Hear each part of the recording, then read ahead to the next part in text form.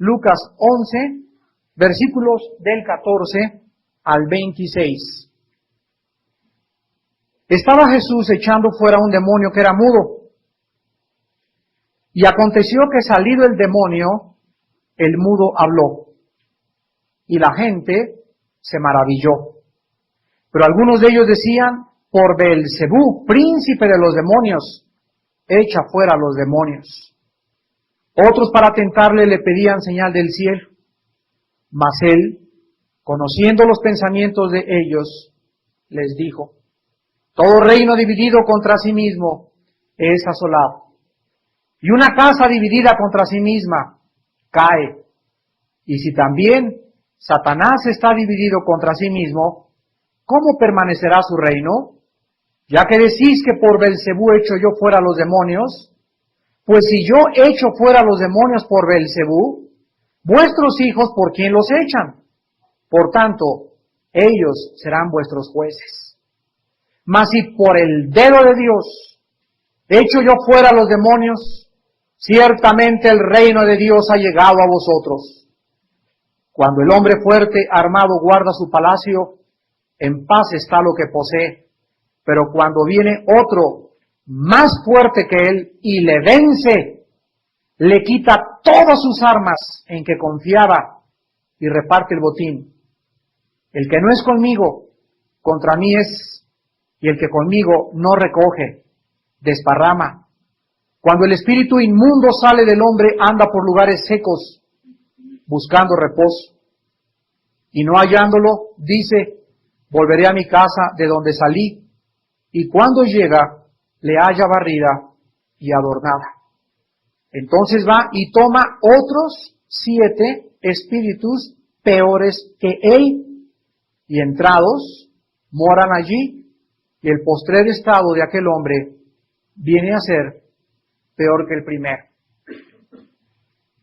Una de las más grandes equivocaciones que actualmente existe en la cristiandad es creer que cuando hablamos nosotros de la salvación, se limita solamente la salvación al perdón de los pecados.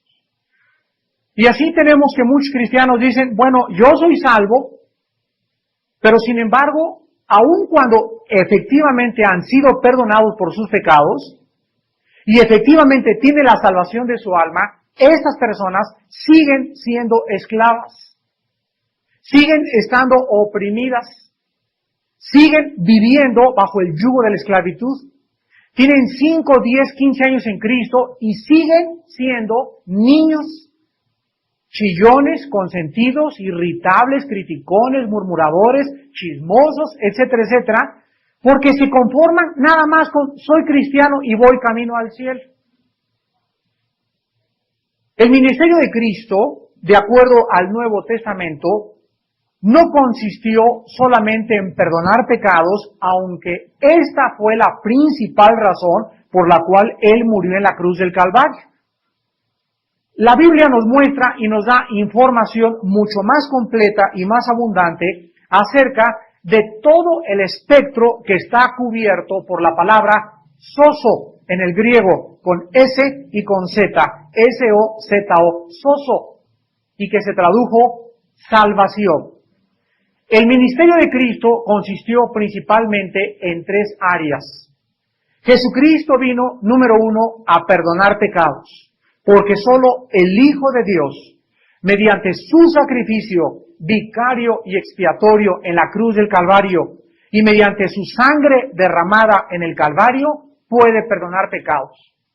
Número 2, Jesucristo ocupó el 50% de su tiempo en sanar enfermos y el 30% de su ministerio en echar fuera a los demonios. Muchas iglesias se limitan solamente a predicar el perdón de pecados y yo mismo reconozco que yo caí también en esa misma trampa, donde limité mi ministerio y solamente predicaba perdón de pecados y perdón de pecados y perdón de pecados, y se me olvidó que también nosotros fuimos enviados a poner las manos en las personas y a sanar los enfermos, de acuerdo a la soberanía de Dios. Y también, en tercer lugar, todos los cristianos necesitamos predicar el Evangelio, orar por los enfermos y también hemos sido llamados a echar fuera a los demonios. El ministerio de Cristo tuvo entonces como un propósito sentar un patrón para todos los que le seguirían. Y vean ustedes, por ejemplo, en Mateo 10. Mateo 10, vamos a ver algunos pasajes que nos van a dar nuestra base teológica de este estudio. Mateo 10, vean ustedes a través de todos estos pasajes que el ministerio de Cristo, repito, tuvo el propósito de hacer o de formar un patrón, o sea, todas aquellas cosas que Jesucristo hizo y realizó aquí en la tierra, Él anhela que nosotros sigamos su ejemplo. Y Cristo no solamente se quedó ahí, sino que vamos a ver en Juan 14, 12 más adelante, que Jesús dijo que mayores obras harían aquellos que le siguieran creyendo,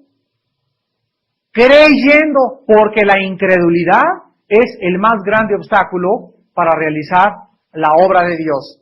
Dice Mateo 10, versículo 1, entonces llamando a sus 12 discípulos, les dio autoridad. ¿Sobre quiénes? Sobre los espíritus inmundos, para que los echasen fuera y para sanar toda enfermedad y toda dolencia. Versículos 7 y 8. Y yendo, vean ustedes lo que dice, predicar, diciendo, el reino de los cielos se ha acercado, sanar enfermos, limpiar leprosos, resucitar muertos, echar fuera demonios, de gracia recibisteis, da de gracia. Vean ustedes que la predicación del Evangelio, la predicación del reino de Dios, involucra la sanidad y echar fuera a los demonios. Ahora ven el libro de Marcos.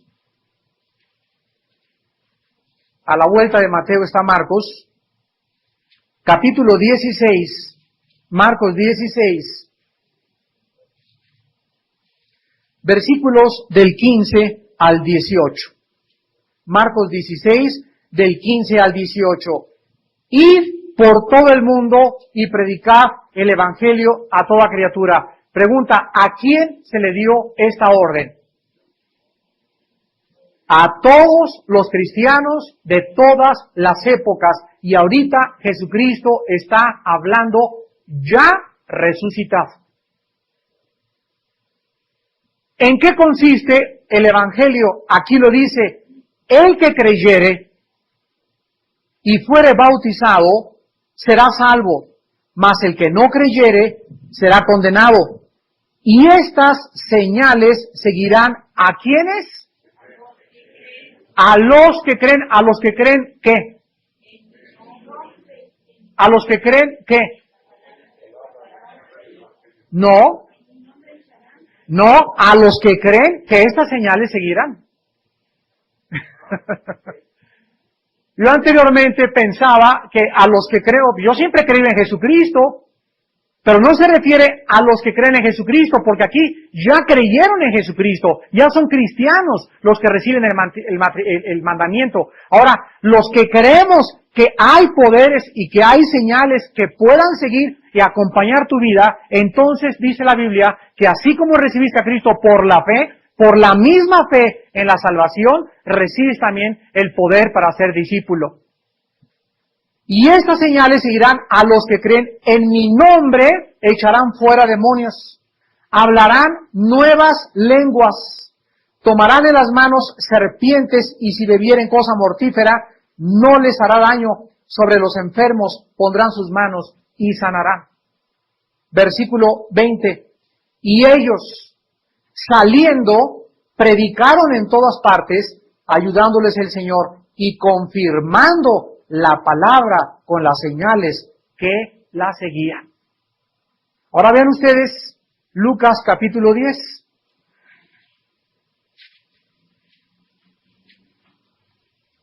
versículo 9, Lucas 10:9. Y sanad a los enfermos que en ella haya, y díganles, se ha acercado a vosotros el reino de Dios. Versículo 17 al 20. Volvieron los 70 con gozo diciendo, Señor, aún los demonios se nos sujetan en tu nombre. Y les dijo, yo veía a Satanás caer del cielo como un rayo. He aquí os doy potestad de hollar serpientes y escorpiones. La palabra serpientes y escorpiones significa diablos y espíritus inmundos. La palabra para serpiente en Apocalipsis 12 se refiere a Satanás y los escorpiones son los símbolos de Satanás. Y sobre toda fuerza del enemigo, y nada os dañará. Pero no regocijéis de que los espíritus se os sujetan, sino regocijaos de que vuestros nombres están escritos en los cielos. Y finalmente vean ustedes San Juan capítulo 14. Se bajó el sonido, No sé por qué. San Juan 14, versículo 12. Juan 14, 12. De cierto os digo, el que en mí cree, las obras que yo hago, vuelvo a repetir, el que en mí cree, las obras que yo hago, ¿qué obras hizo Cristo? Sanó, echó fuera demonios, sanó enfermos, predicó el Evangelio de Dios, Él las hará también. ¿Este mandamiento fue solamente para los apóstoles? Dice, el que en mí cree, el que en Él cree, ¿qué cosa? Que realmente Jesús tenía el poder de Dios para poder sanar enfermos, para poder levantar personas de su cama y para echar fuera toda fuerza del enemigo. Y dice Jesucristo, y se va a un grado superlativo y aún mayores hará, porque yo voy al Padre. Por favor pongan atención, el Padre envió al primer apóstol, la palabra apóstol significa en el griego apostolos, enviado. El primer enviado de Dios vino al mundo por el Padre. Y el primer apóstol que vino al mundo por el Padre era un hombre que es Jesucristo, que estaba desde que él nació lleno del Espíritu Santo. Desde que Jesucristo estaba en el vientre de María, fue lleno del Espíritu Santo. Quiero que entiendan, lleno del Espíritu Santo. Ahora pasaron 30 años de Jesucristo,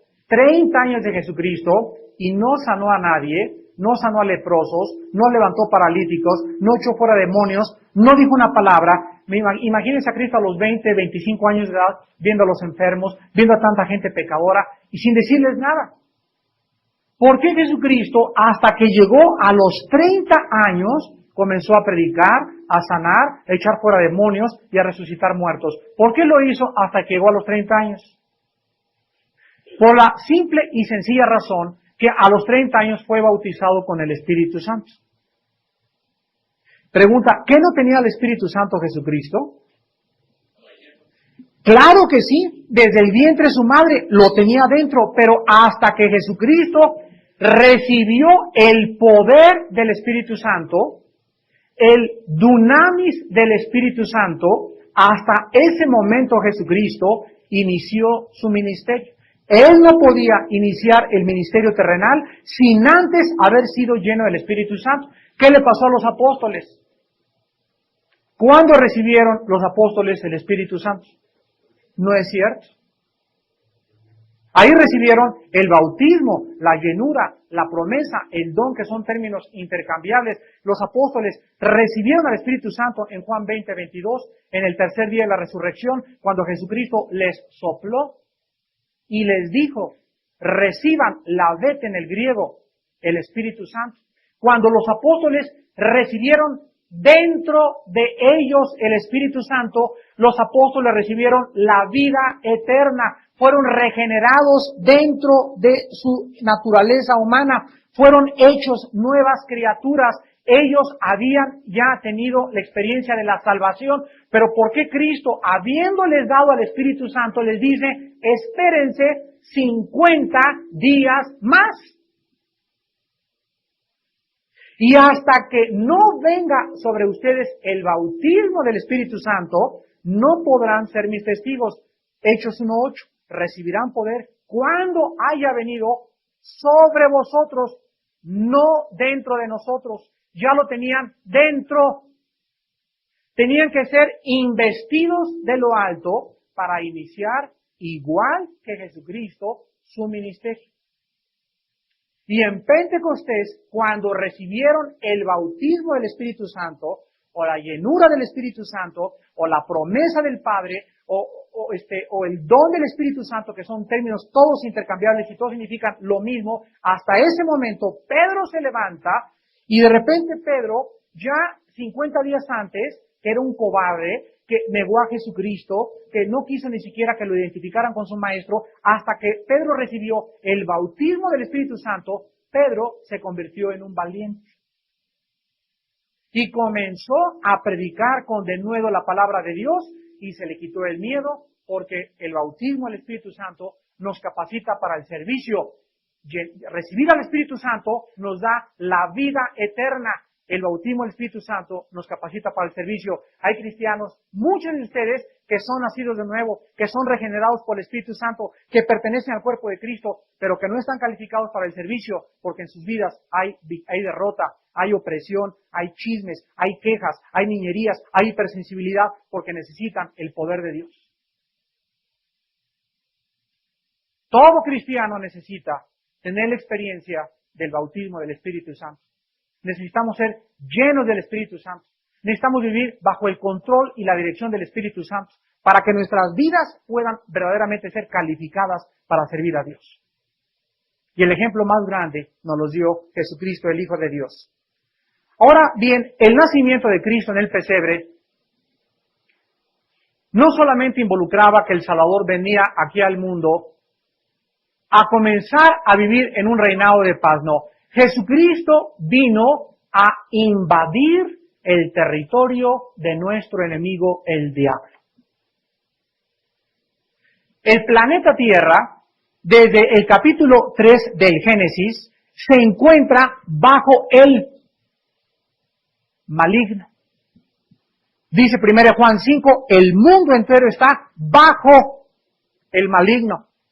Dice Apocalipsis 12, la serpiente antigua, el dragón, que engaña al mundo entero. Chinos, griegos, mexicanos, americanos, todos aquellos que no tienen la regeneración y el nuevo nacimiento viven engañados por Satanás. Entonces, cuando Cristo nace en territorio enemigo.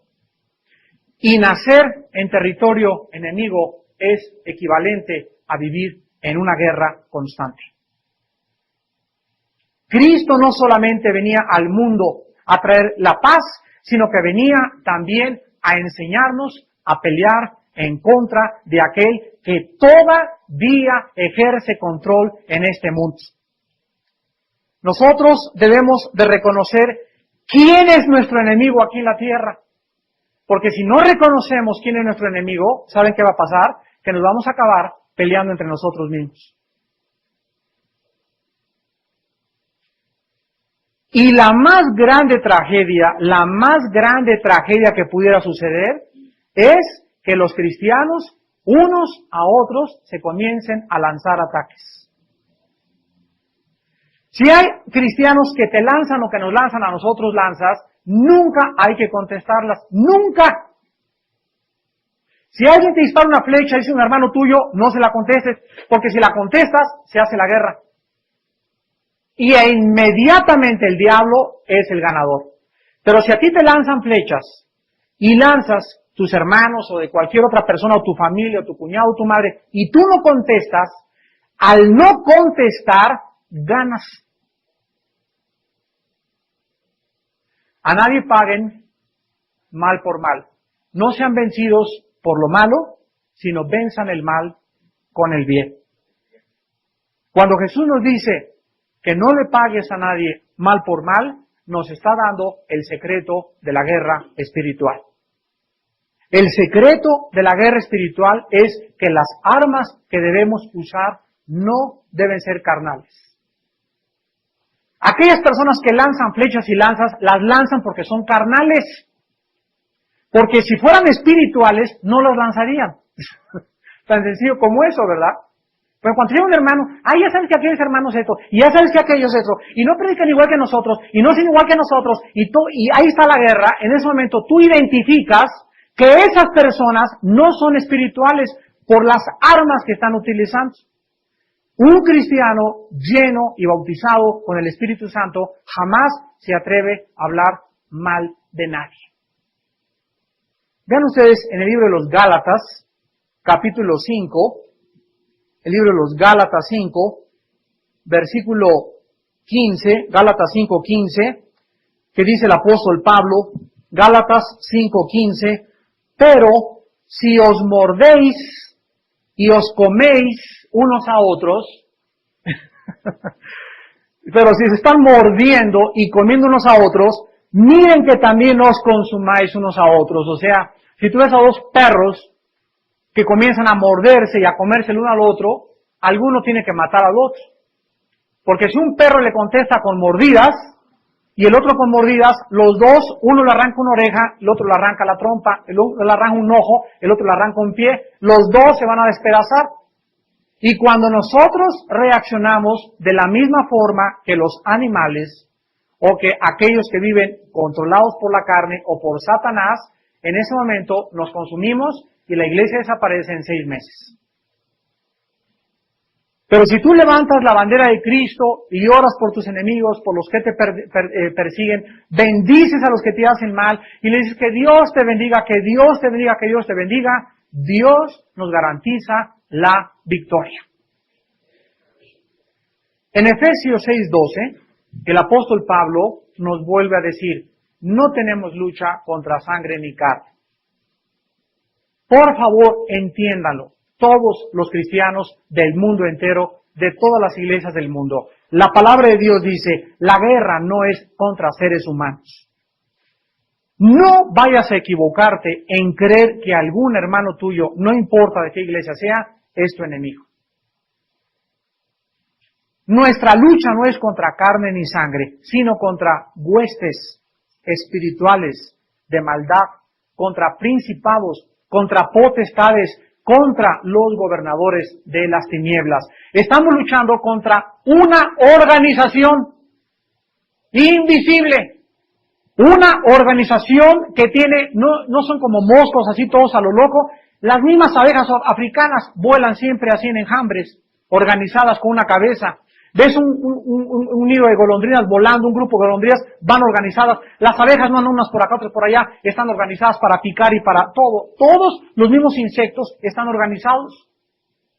Pues nuestra lucha es contra seres espirituales que están súper organizados. Tienen un general, tienen un coronel, tienen tenientes, tienen sargentos y tienen soldados rasos. Y Jesucristo, al nacer en este mundo, vino a invadir el terreno de los poderes del mal. Ahora muy bien, vamos a comenzar en esta noche y vamos a ver de qué forma Cristo vino a invadir el territorio enemigo, de qué forma Cristo conquistó el territorio enemigo y cuáles fueron las armas que Cristo le quitó a Satanás. Porque Cristo se presenta en este pasaje que vamos a estudiar posiblemente en 2 conferencias. Cristo se presenta como entrando a un palacio donde el rey y el hombre fuerte es Satanás y diciéndole, quítate, y quitándole el botín son las almas humanas, y arrebatándolas, y en ese momento dejando a las almas que él le ha quitado, diciéndoles, ustedes pueden regresar. Y así como yo caminé en el mundo, así como yo vencí a Satanás, así como yo pude conquistarlo a él y no tenía él nada contra mí, ustedes, si siguen las mismas instrucciones que yo, les garantizo la victoria total. Número 1, Cristo invadió el territorio de Satanás. Regresamos a Lucas capítulo 11 y veamos la acusación que los líderes religiosos le lanzan al Señor Jesús. Capítulo 11 de Lucas, versículo 14 al 18.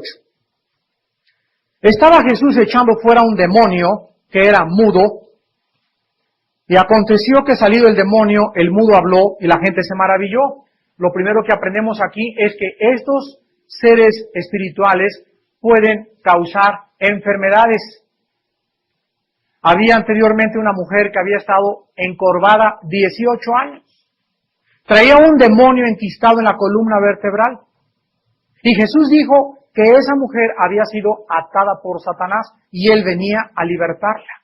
Y en cuanto Cristo sanó a la mujer, se enderezó la joroba y el demonio salió y la mujer pudo caminar. Veamos cómo estos seres espirituales pueden afectar el organismo y el cuerpo humano.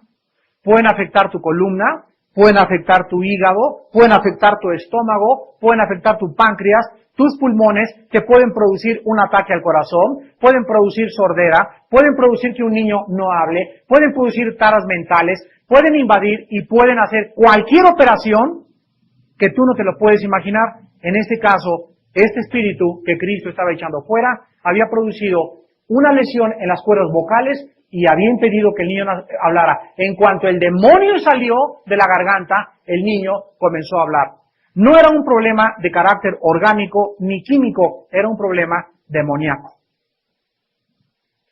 Versículo 15, pero algunos decían, por Belcebú, príncipe de los demonios, echa fuera a los demonios. Otros para tentarle le pedían señal del cielo. Mas él, conociendo los pensamientos de ellos, les dijo, todo reino dividido contra sí mismo es asolado, y una casa dividida contra sí mismo cae. Cristo comienza a contestar la acusación con dos argumentos. El primer argumento de Cristo a la acusación que le lanzan es la siguiente. Lo que ustedes me están diciendo es ilógico 100%. Es una acusación irracional. Porque si Satanás se comienza a pelear contra él mismo, o si mis enemigos comienzan entre ellos a pelearse, esto es el fin de su reinado. La acusación era ilógica porque no existe ningún enemigo que se pelee contra él mismo. Porque el día que eso suceda, vienen los comandantes y nos dicen, el enemigo se volvió loco. Para beneficio nuestro, ¿verdad? Pero Satanás no tiene un pelo de tonto. Entonces, era ilógico que dijeran que él estaba usando el poder del diablo para echar fuera al diablo. Número 2, les contesta que su acusación era inconsistente. Por la razón de que, dice el versículo 18, y si Satanás está dividido contra sí mismo, ¿cómo permanecerá su reino? Ya que decís que por Belcebú echo yo fuera a los demonios. Pues si yo echo fuera a los demonios por Belcebú, vuestros hijos por quienes los echan. Por tanto, ellos serán vuestros jueces. Aquí Cristo les dice que si Él estaba echando los demonios en el poder de Satanás, entonces le estaba diciendo que los hijos de ellos, o sea, los judíos tenían hijos que le llamaban exorcistas, que también echaban fuera demonios. Esto significa que los hijos de ellos estaban también echando en el poder de Satanás los demonios. Entonces Jesucristo deja muy claro aquí que no hay nadie en esta vida que pueda echar fuera demonios si no es por el poder del Espíritu Santo. Vemos nosotros que la respuesta de Cristo nos enseña dos cosas. Quiero que vean ustedes en la pregunta, en el versículo 7, dos palabras. Cristo nos enseña dos cosas cuando Él invade el territorio de Satanás. Mas Él, conociendo los pensamientos de ellos, les dijo, todo reino, vean la palabra reino. Cristo nos enseña, en primer lugar, que Satanás tiene un reino. ¿Ya lo observaron? Todo reino dividido contra sí mismo es asolado, y nos enseña que también tiene una casa. ¿Ya lo vieron? Y una casa dividida contra sí misma cae. Este mundo presente en el cual nosotros vivimos es el reino de Satanás. ¿A qué se refiere la Biblia cuando dice que el mundo entero está bajo el gobierno de Satanás? Se referirá al mundo de gente, no porque dice la Biblia en Juan 3:16, de tal manera amó Dios al mundo que dio a su Hijo unigénito. Aquí está hablando que Dios ama a la humanidad y no toda la humanidad está bajo el reino de Satanás, porque la iglesia de Jesucristo ha sido libertada y trasladada de las tinieblas al reino de la luz. Se referirá Dios al mundo material, al Popocatépetl, al Ajusco, al Iztaccíhuatl, a los valles, a las montañas, a las mesetas, a las altiplanicies, a los lagos, a las cosas que forman parte de la belleza natural. Tampoco se refiere a eso. ¿Se referirá entonces Dios a alguna otra cosa? Así es.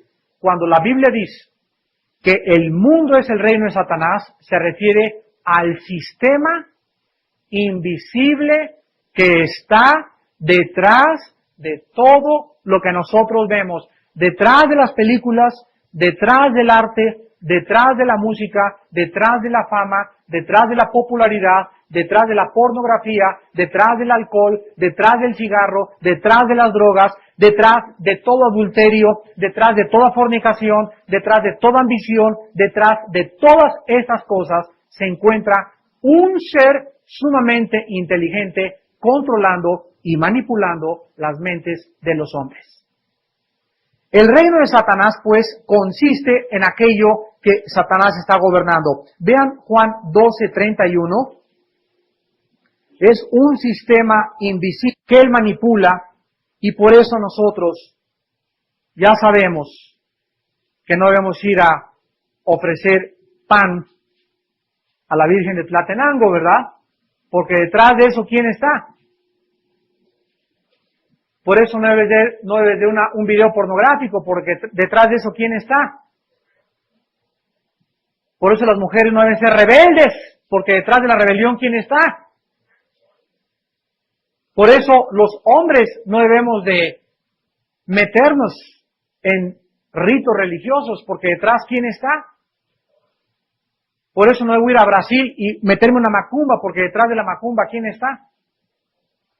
Entonces, solo el cristiano trae la parabólica.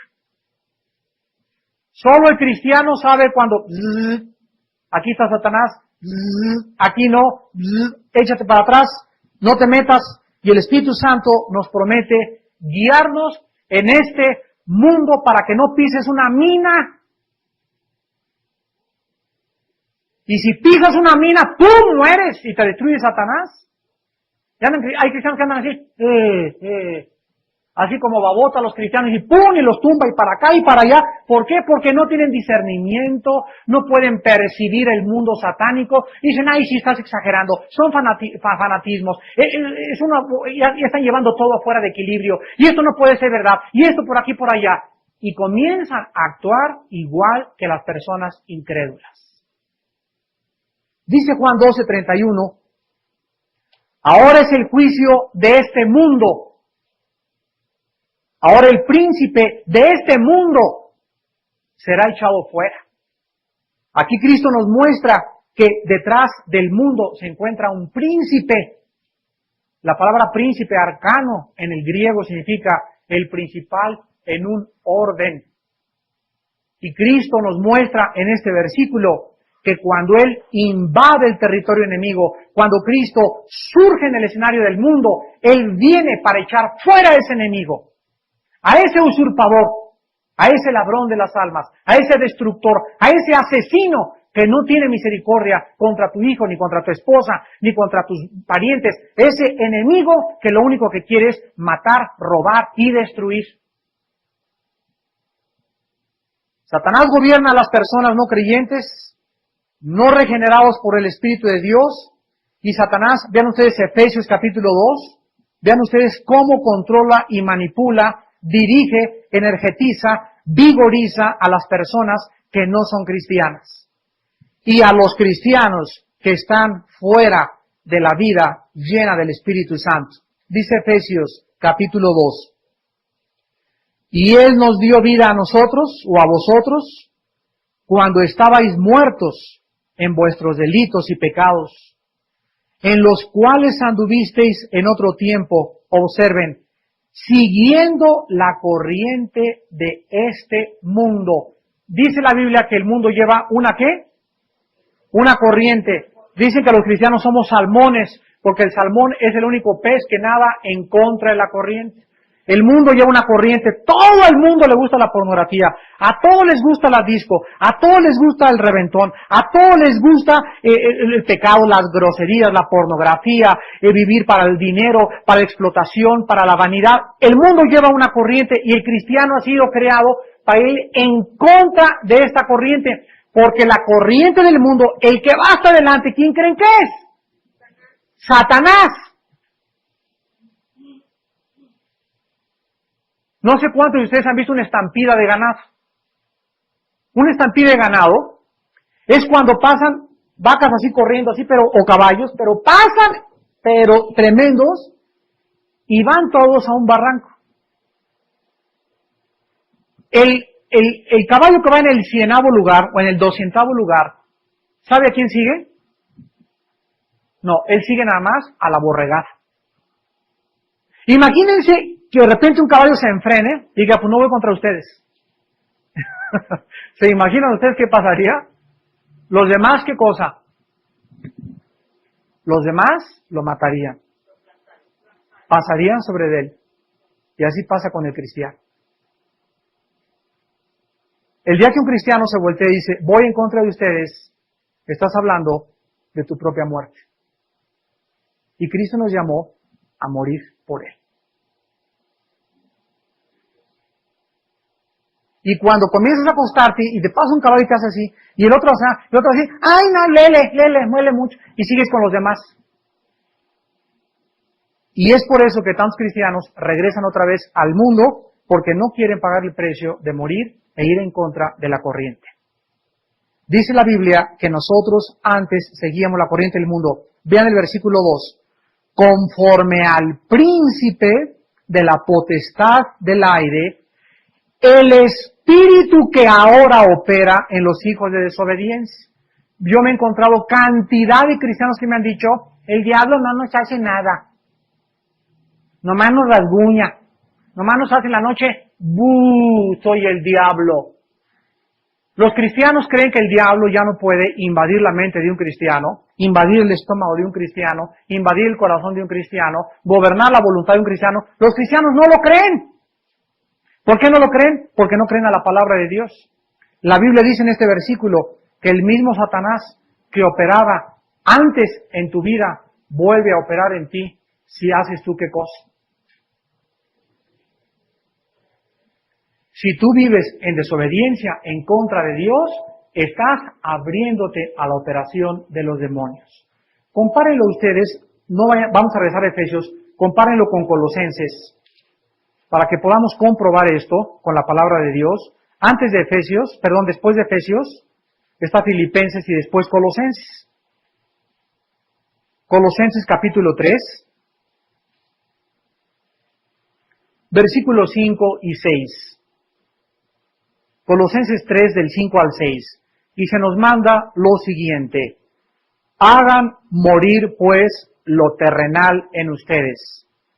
Fornicación, impureza, pasiones desordenadas, malos deseos y avaricia, que es idolatría, cosas por las cuales la ira de Dios viene sobre ¿quiénes? ¿Puede un cristiano estar bajo la ira de Dios? Pero si ya fuimos redimidos, ya tengo el Espíritu Santo, el diablo ya no me toca. Incrédulos, perversos y duros de corazón, tardos para aprender las cosas tan claras en la palabra de Dios. Un cristiano puede volver otra vez a estar bajo la ira, bajo la maldición, bajo la operación de los poderes del mal. ¿Por qué creen mis hermanos que se nos dice que hay una armadura? Pónganse, dice Efesios 6, toda la armadura de Dios para que con ella puedan resistir los embates, los ataques, los dardos de quién? de aquel que está controlando, vivimos en territorio ocupado. Si nosotros no estamos cubiertos por una armadura, por la fe, la justicia, la santidad, la fe siempre y la palabra de Dios, el diablo nos hace pedazos a todos nosotros. Solo esta armadura es la única garantía de que tú puedas sobrevivir y seguir avanzando y tener victoria y ser un guerrero de Jesucristo. Pero si ustedes no comprenden que estamos en guerra, y está poniéndose más caliente la guerra, se está intensificando la batalla, el diablo ya no está lanzándonos flechas, nos está lanzando bazucas. Y Dios nos dice, ajaja, con que contra mis hijos bazucas, pues llega Dios y nos da tomahawks, y nos da tanques Bradleys, y nos da aviones Mirage, y nos da Dios la más alta tecnología para que contrarrestemos el poder del enemigo.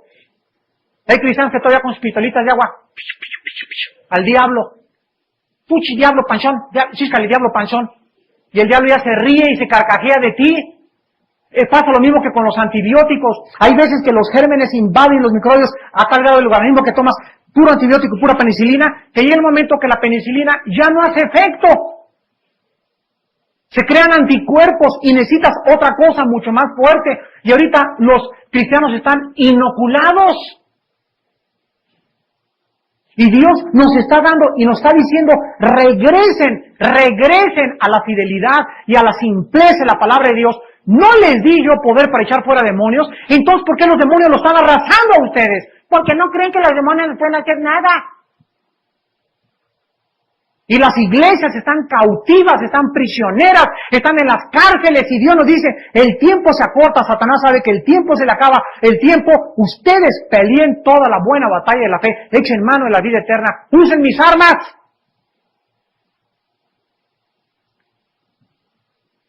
Y dice Juan 14, regresamos a Efesios.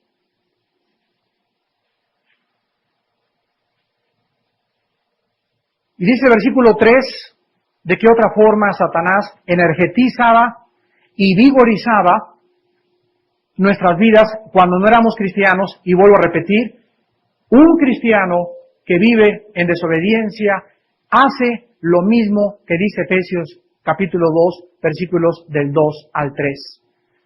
Hay cristianos que están siguiendo otra vez la corriente del mundo. Sí es cierto, yo los conozco, yo soy testigo. Versículo 3, entre los cuales también todos nosotros vivimos en otro tiempo en los deseos de nuestra carne. Cuando no eras cristiano, la carne te decía, leche malteada, te la tomabas. McDonald's. Una chela, un cigarro, un cigarro. Lo que la carne nos decía era algo compulsivo, que aunque tú decías, no, pues no, lo hago, porque todo lo que la carne, el cuerpo, me pedía, lo hacía. Era yo un esclavo, eras tú un esclavo. Cristo nos vino a libertar. ¿Y quién es el que está detrás de los deseos de mi carne? Satanás también. Él opera en la carne, en el cuerpo humano, para que cuando tú tengas un deseo, si tú no le dices al deseo, lo cortas. Si comienza una muchacha a venir a tu vida, y no es tu esposa, y comienzas a Andy, y comienzas a chacharle a acariciarla, etcétera, etcétera, y a jugar, y a coquetear, y a tratar de cobrarle tributo a ese pecado, y no le dices, Padre, lávame con la sangre de Cristo, fuera de mi vida en nombre de Cristo, fuera de mi mente. Si tú no haces eso, se convierte en una obsesión. Y cuando se convierte en obsesión, después de que la carne es seducida, dice Santiago, y atraída, ahí entran como abejas africanas los demonios a tu vida. ¿Y qué hacen los demonios? Te comienzan a manipular, te comienzan a vigorizar, y inmediatamente lo primero que Satanás hace con un cristiano que ha caído en desobediencia es engañarlo, que está bien. Te seduce y comienzas a racionalizar el pecado. Después de todo, no estoy peor que mi vecino. Después de todo, una revista pornográfica al mes, pues una canita al aire. un video cada 2 meses, irme a la disco cada 2 meses. Y comienzas a racionalizar y a usar la lógica humana y no aquel que te dice, sé santo porque yo soy santo. Aquel que te dice, haz morir lo terrenal en ti, fornicación, impureza, lascivia, pasiones desordenadas, cosas por las cuales la ira de Dios viene sobre los hijos de desobediencia. Y finalmente dice Efesios versículo 3, haciendo la voluntad de la carne y de los pensamientos, y éramos por naturaleza hijos de ira, lo mismo que los demás. Hermanos, en Jesucristo, la Biblia nos muestra claramente que Satanás energetiza, vigoriza, dirige, gobierna, domina, manipula la naturaleza caída del ser humano. Quiero acabar con lo siguiente, para ponerle pausa a nuestro estudio y continuar después. Cuando Adán y Eva fueron atacados por Satanás, vino una maldición sobre Satanás. Pongan mucha atención. Y Dios le dijo a la serpiente, comerás el polvo de la tierra. ¿Ya se acordaron? ¿Las serpientes comen polvo? Cuando nosotros vemos que las serpientes no comen polvo, inmediatamente el Espíritu Santo nos dice, esto no es un lenguaje literal, es un lenguaje simbólico. Nosotros, los seres humanos, fuimos hechos del polvo de la tierra, nuestra área carnal. Significa que Satanás se alimentaría en su carne. La naturaleza caída del ser humano. ¿Un cristiano sigue teniendo su naturaleza caída o no? Claro que sí. El que está en Cristo, nueva criatura es, nueva creación. ¿Qué fue lo que se regeneró? ¿Qué fue lo que se creó dentro de nosotros? El Espíritu. Nuestra mente está en proceso de regeneración y el cuerpo es irregenerable, corruptible. Por lo tanto, si yo no cuido mi mente y mi espíritu y descuido mi cuerpo, yo puedo ser blanco otra vez fácil de Satanás. Porque él se alimenta de la naturaleza caída del ser humano. Y el cristiano, aun cuando tiene el Espíritu Santo en su espíritu, su mente y su naturaleza caída, que no es regenerable hasta el día de la glorificación en la resurrección, podrá ser perfecta e intocable de que pueda ser invadida por los poderes del mal. Hermanos en Jesucristo, gracias a Dios por la victoria de Cristo. Cuando el cristiano comienza a llenarse la palabra de Dios y comienza a discernir y a comprender la mecánica, la forma en que opera todo alrededor, ya no vas a ver cualquier programa de televisión, ya no vas a oír cualquier disco de rock, ya no vas a ir a cualquier disco, ya no vas a tomar cualquier copa, ya no vas a ver a cualquier mujer, ya comienzas a discernir y a darte cuenta que estamos en territorio enemigo y que Satanás se va a aprovechar de todas tus debilidades, de todos tus traumas, de todos tus complejos, de todos aquellos vicios del pasado que no has traído al control del Espíritu Santo. Y ahora Dios nos va a dar armas mucho más grandes cada día. El poder de Dios en nuestras vidas va a ser mucho más grande. Y así como en Pentecostés hubo milagros y señales y prodigios, al final de la iglesia regresará lo mismo, porque en Pentecostés se invadió el territorio enemigo, se le echó gasolina al nido de alacranes, se asusaron a las abejas y las abejas revoltearon y los demonios también. Pasaron casi 2 siglos donde la cristiandad tuvo la reforma, 500 años de apostasía, 1000 años de apostasía y hasta 1525 Martín Lutero se levanta en armas y de 1525 a 1900 hay otro avivamiento y de 1920 a nuestros días ha sido otra vez la apostasía de la iglesia. Y antes de que venga Cristo, dice el Señor, ya estuvo suave, levantaré al último ejército que me quiera seguir y que me quiera obedecer. Y hermanos, se acerca el momento para ser coronados. ¿Sabes una cosa? La Biblia dice que Dios nos ha hecho reyes. ¿Y por qué no estás entonces reinando? ¿Por qué no estás gobernando tu vida como rey? ¿Por qué no está Cristo en tu corazón dirigiendo tus pensamientos, tu cuerpo, tu vista, tus oídos? ¿Por qué no eres dueño de tu persona? ¿Por qué no eres dueño de tus propios pensamientos? Por desobediente. Porque no has querido vivir en la voluntad de Dios. Pero Dios te dice, te doy poder sobre toda fuerza del enemigo. Y ninguna fuerza del enemigo te podrá jamás hacer daño. Te damos gracias, Señor, en esta noche por tu palabra y te pedimos que la bendigas. Gracias, Padre Santo, por el poderoso nombre de Jesús. El nombre ante el cual tiemblan los poderes del mal. El nombre que solamente es pronunciado y ponen en escapatoria y en huida a toda fuerza del enemigo. Gracias, bendito Padre, por el maravilloso nombre de Jesús. El nombre que es sobre todo nombre. Porque ahora le sentaste después de la resurrección sobre todo principado y potestad y fuerza del enemigo. Y Él, al enviar su Espíritu a nuestras vidas, nos ha capacitado, nos ha habilitado para que podamos seguir sus pisadas. Y podamos seguir su ejemplo y podamos ir comprendiendo que nos vino a dar ejemplo de cómo pelear, cómo usar las tácticas guerrilleras, cuáles son nuestras armas, cómo usarlos. Vino a desenmascarar al enemigo, vino a revelarnos con la verdad las mentiras del enemigo. Vino con su muerte a vencer la soberbia y el orgullo del enemigo. Y con su vida de humildad y de sumisión nos vino a enseñar el secreto de la victoria contra nuestro enemigo. Porque Dios resiste a los soberbios, pero les da gracia a los humildes.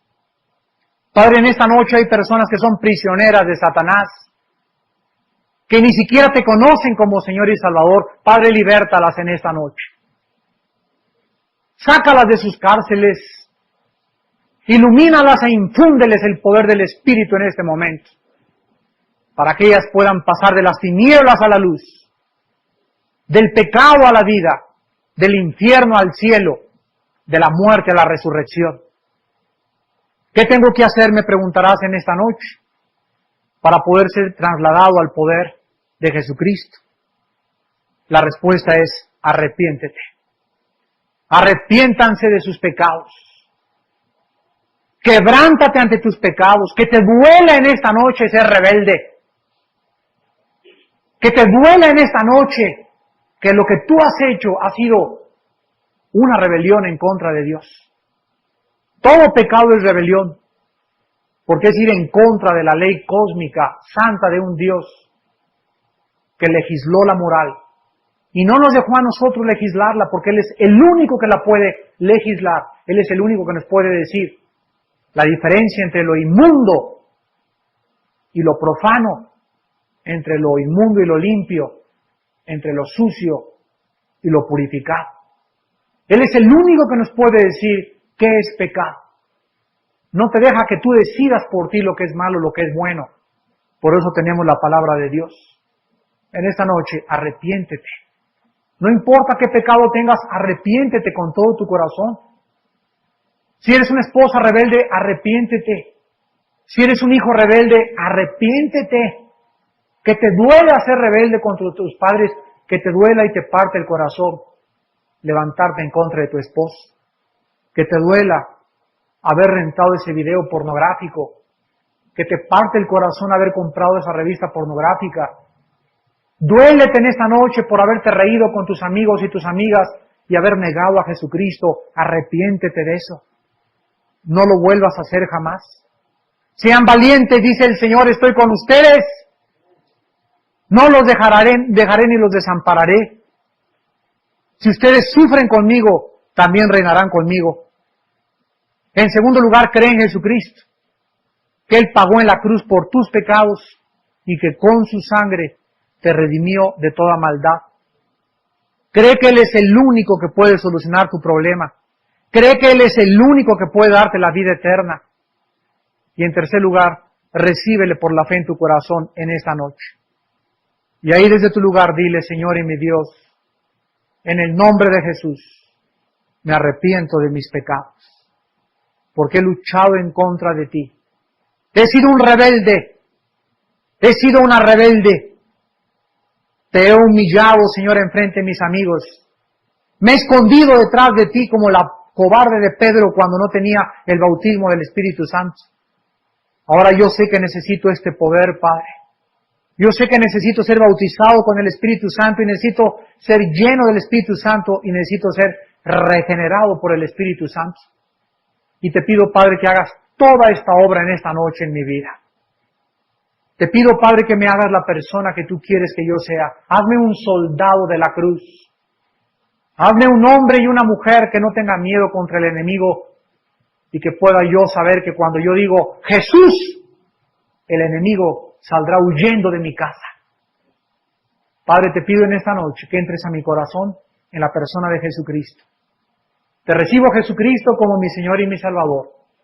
Y te doy las gracias porque en esta noche he comenzado a invadir el territorio del enemigo. En Cristo Jesús. Amén.